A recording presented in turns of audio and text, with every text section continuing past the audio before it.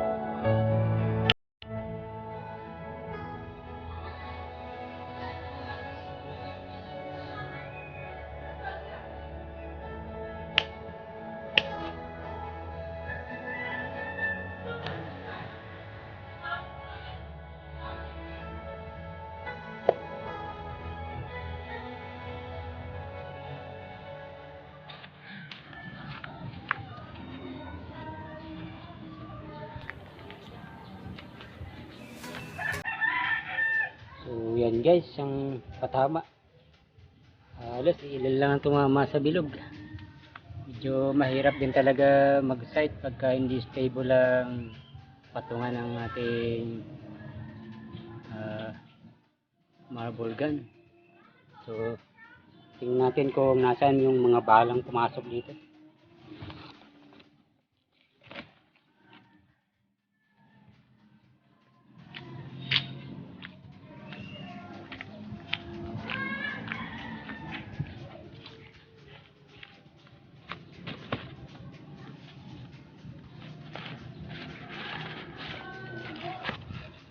Ito, isa dito, tumagos.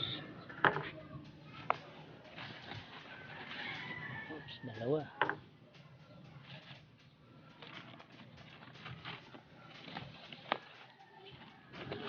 Tatlo.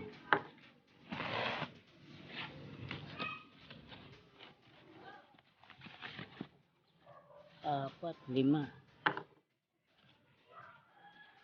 6, 7.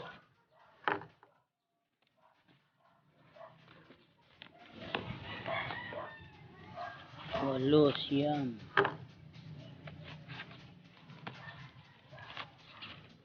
So yan guys, bilangin natin kung ilang karton ng kanyang tinagos.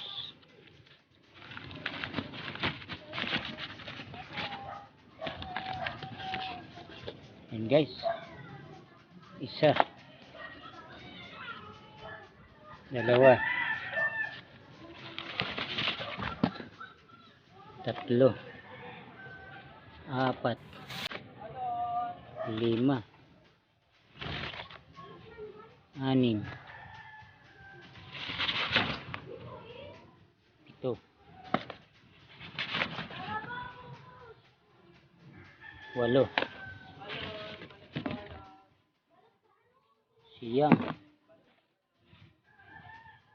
10. Okay, hanggang dito 11. Maging yung pang 12 at maging yung pinakang dingding ng natin may tumagos pang isa. Yan po guys. So medyo effective naman guys yung ating marble catcher o bullet catcher. Okay naman siya. Nasalo niya naman lahat ng mga tumama sa kanyang holen. So yan guys, napakalakas pa ng ating marble gun. Tumagot po siya sa halos 11 na karton. Ito po yung pang 11 na karton. Meron pa rin pong tumagos. So yan guys, sa nakakagusto ng mga video na to, please like and subscribe na lang po. Yan guys. At ito nga pala yung aking pangalawang bullpup na ginamit. Yung una po naibigay ko na dun sa aking kaibigan na gusto ring magkaroon ng marble gun. So dahil nagustuhan ko yung itsura niya, kaya gumawa po ako uli. Yan po siya guys. At dyan ko na rin po nilagay yung dinemo ko dati na silencer. Kaya hindi po ganong malakas ang putok niya. So yan guys. Salamat sa panonood.